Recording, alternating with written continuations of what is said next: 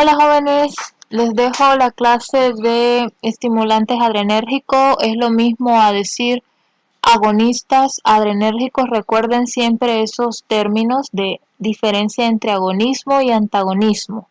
Cuando nosotros hablamos de estimulantes es igual a decir agonistas. Eso que no se les olvide, se los vengo recordando desde las clases anteriores. Acá les dejo los fármacos agonistas adrenérgicos. Acuérdense ustedes cuando hablamos de agonistas, ya saben ustedes que son sustancias que surgen o sustancias que hacen efectos similares. En este caso, cuando hablamos de adrenérgico, estamos hablando de sistema nervioso simpático o sistema nervioso adrenérgico o sistema nervioso catecolaminérgico. Son los mismos tres nombres para hacer referencia a este mismo. Por eso les dejé en la tarea revisar las diferencias entre esos dos sistemas, simpático-parasimpático, y sus respectivos receptores. Aquí les dejo cómo se clasifican estos fármacos. Los agonistas adrenérgicos los tenemos como agonistas alfa 1, agonistas alfa 2, agonistas beta 1 y agonistas beta 2. Los efectos, si yo les pregunto qué tipo de efectos producen los fármacos estimulantes adrenérgicos o los fármacos agonistas adrenérgicos, ahí tienen toda esa variedad. Lo que más me interesa que ustedes sepan, yo no quiero que ustedes lo memoricen porque esas cosas se olvidan. Yo quiero que ustedes analicen. Por eso les dejé la diferencia entre simpático y parasimpático. Si ustedes tienen una sustancia que estimula el simpático, ¿qué tipo de funciones van a tener? Todas estas que tienen en esta diapositiva. A nivel del corazón, ¿qué va a producir? Aumento de la actividad cardíaca llamado taquicardia. ¿Qué va a producir en nuestros bronquios o en nuestros pulmones? Broncodilatación.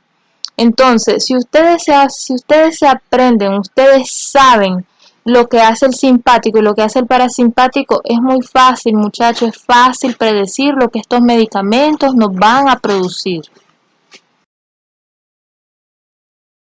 Acá les dejo otra clasificación, no importa si me dejan los alfa 1, beta 1, los beta 2, los alfa 2, no importa, también me los pueden dejar así, se clasifican de acción directa, indirecta y mixta.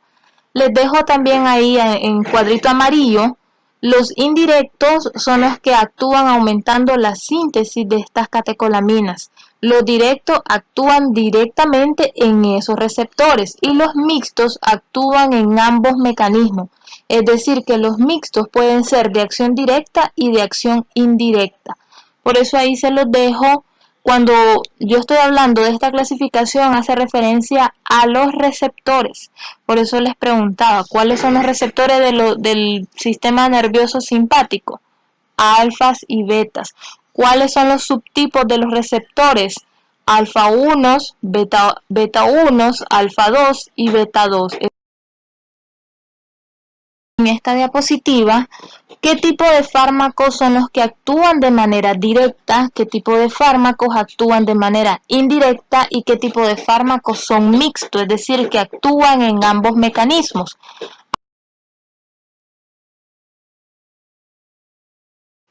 Acá les dejo epinefrina, es lo mismo a decir adrenalina. Tienen ahí las indicaciones, o mejor dicho, lo que es la presentación en la que la encuentran. El mecanismo de acción es la manera en cómo está trabajando este medicamento. Ahí les dejo, es un estimulante de receptores alfas y betas. ¿Qué significa eso? Que estamos estimulando la secreción de catecolaminas. Si estamos estimulando las secreciones de catecolaminas en el simpático, ¿qué tipo de efectos vamos a producir? Ahí tienen en las reacciones. Fíjense ahí, el corazón se pone más acelerado. Podemos tener alteraciones de presión alta o hipertensión, arritmias, edema agudo de pulmón, que eso es prácticamente dado por una broncodilatación excesiva. Acuérdense, por eso les dejé en la tarea, revisar las diferencias entre simpático y parasimpático. Revisen ahí, cuando estén estudiando esta clase, vayan viendo las funciones que ejerce el sistema nervioso simpático. A nivel del cerebro puede producir dolor de cabeza, hemorragia y ansiedad. Les dejo gastrointestinal o en la parte digestiva, náuseas, vómitos, en la parte dermatológica o en la piel, febritis y necrosis. Es decir, en el sitio donde estamos utilizando este medicamento se puede experimentar ese tipo de afecciones. ¿En qué tipo de pacientes lo vamos a utilizar o indicaciones? En shock hipovolémico, en shock anafiláctico, en pacientes con problemas de hipotensión producto de un shock hipovolémico por pérdidas masivas de sangre. Lo vamos a necesitar en pacientes asmáticos, en pacientes que han tenido un paro cardíaco. Acuérdense que queremos producir un efecto broncodilatador. Así que epinefrina me sirve prácticamente para contrarrestar todas esas cosas. En la farmacocinética ahí tienen la vía de administración, cómo podemos utilizarlo, intravenoso, inhalado para el caso del asma, traqueal también para abrir vías aéreas. Metabolización en dos órganos, lo que es el hígado y lo que son los riñones, y lo eliminamos a través de estos mismos.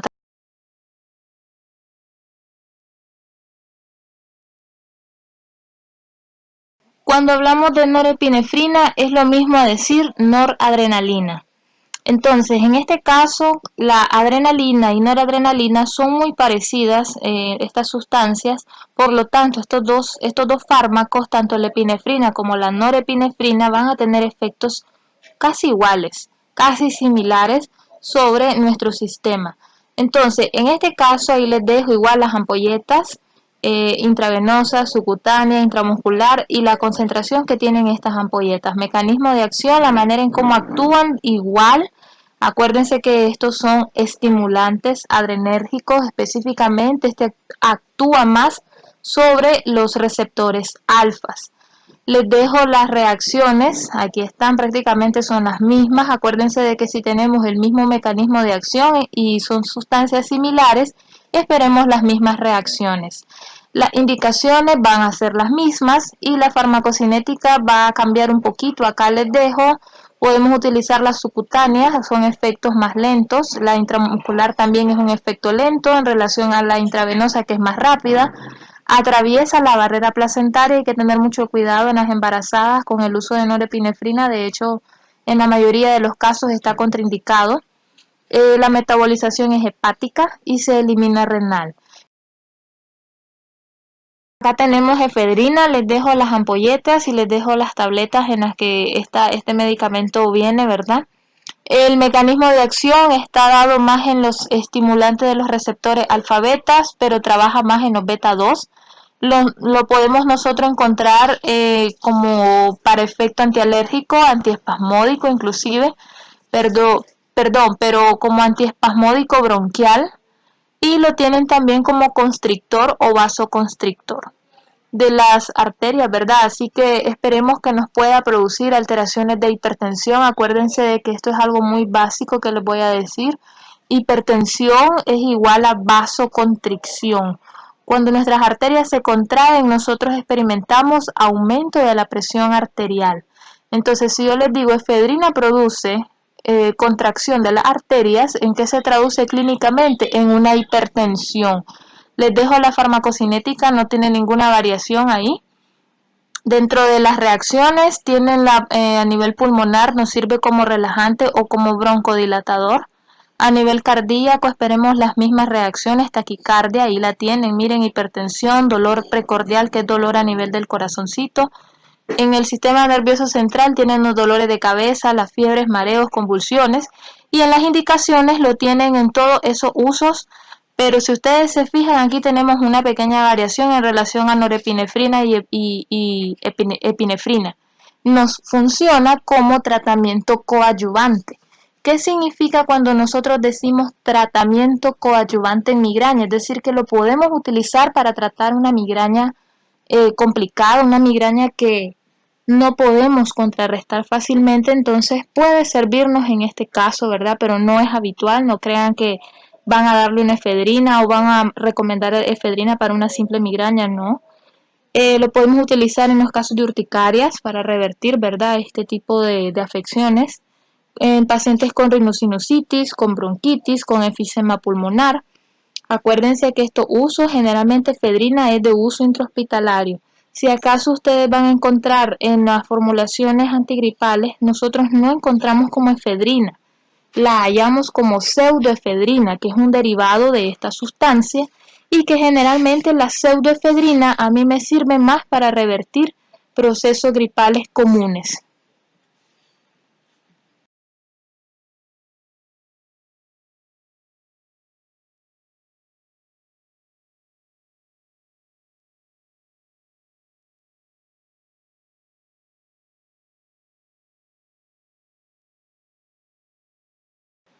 Acá les dejo dobutamina. La dobutamina, muchachos, generalmente, ¿verdad? Su mecanismo de acción es un estimulante. Acuérdense que estamos hablando solamente de agonistas, solamente de estimulantes y todos ellos son de acción directa.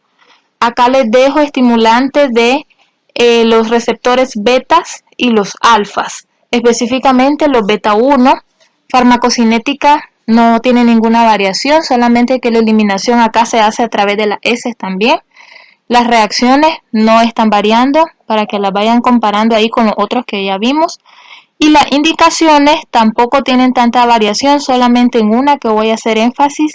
Generalmente dobutamina a nosotros nos sirve o nos funciona para cirugías cardiovasculares o cirugías cardíacas para producir depresión cardiovascular. ¿Qué significa eso? Tratar de detener el corazón, por ejemplo, se utiliza bastante en los trasplantes cardíacos para detener momentáneamente la circulación, detener momentáneamente el corazón mientras se hace el trasplante y después se utilizan otro tipo de fármacos, siempre estimulantes, para producir taquicardia, para producir de que éste nos haga ese efecto que queremos para que el corazón vuelva a latir. Entonces, este a nosotros nos sirve, depende de la dosis, hace dos cosas, nos hace taquicardia y también nos puede hacer depresión cardíaca. Eso es lo único que tengo que decirles acá en dobutamina para hacer énfasis, de ahí el resto de indicaciones pues son las mismas, ¿ok?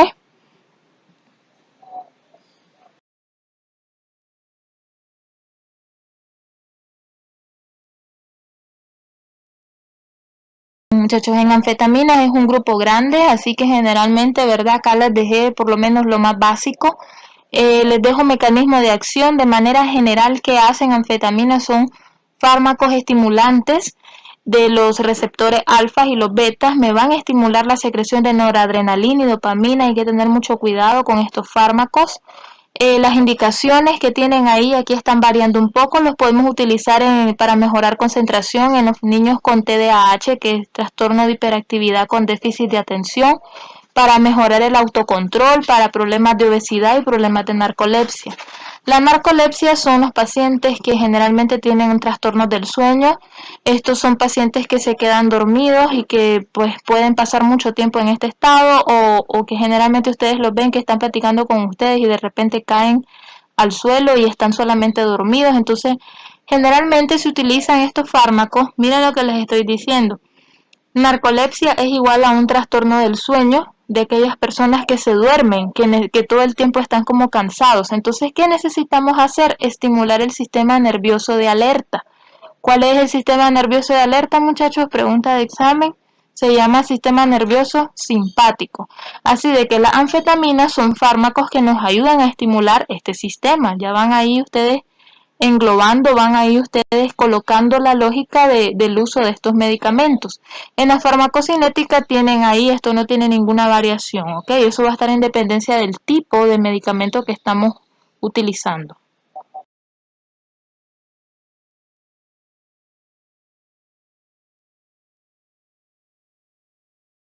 Si yo les pregunto cuáles son los efectos de las anfetaminas, tienen así: efectos psicológicos y efectos fisiológicos. Los psicológicos son todos aquellos como la euforia, la verborrea, la sensación de autoestima alta, alerta, vigilancia, agresividad, delirios, alucinaciones, irritabilidad, convulsión, depresión, ansiedad. Estos son los mismos síntomas que podemos observar en las personas, por ejemplo, los pacientes que consumen pega. Los pacientes que andan consumiendo este tipo de estupefacientes funcionan igual que las anfetaminas y ustedes van a ver, tienen todos estos síntomas psicológicos, son agresivos, alucinan, convulsionan, tienen ansiedad, pueden delirar. Entonces prácticamente y se mantienen en alerta, en vigilancia. Ustedes se van a fijar que estas personas tienen falta de o pérdida del apetito, es decir, que pierden demasiado peso porque no les da hambre. Entonces son las mismas, los mismos efectos que puede producir el consumo de la pega. Acá tienen ustedes efectos fisiológicos, ahí tienen en primer lugar la falta de apetito, la agitación, el insomnio, temblores, sequedad de boca. Fíjense ustedes cuando yo les ponía el ejemplo de la montaña rusa con el sistema nervioso simpático que produce a nivel de la salivación, revisen su dibujito, produce a nivel de las glándulas salivales el simpático disminución de la salivación, así que vamos a tener boca seca. ¿Qué ocurre con nuestra pupila? Midriasis, la midriasis es la dilatación pupilar, van a tener estreñimiento, van a tener problemas de náusea, dolor de cabeza, vértigo e hipertensión. Entonces vamos englobando toda la lógica, por eso les digo, esta clase la van a estudiar con el dibujito que yo les facilité, el dibujito que ustedes hicieron en su tarea, la mayoría, ¿verdad? Los que recibí. Entonces generalmente vamos ahí englobando, por eso les digo, esta clase necesito que en el próximo encuentro ustedes se comuniquen conmigo, por favor, les hago ese otro llamado a través de este video.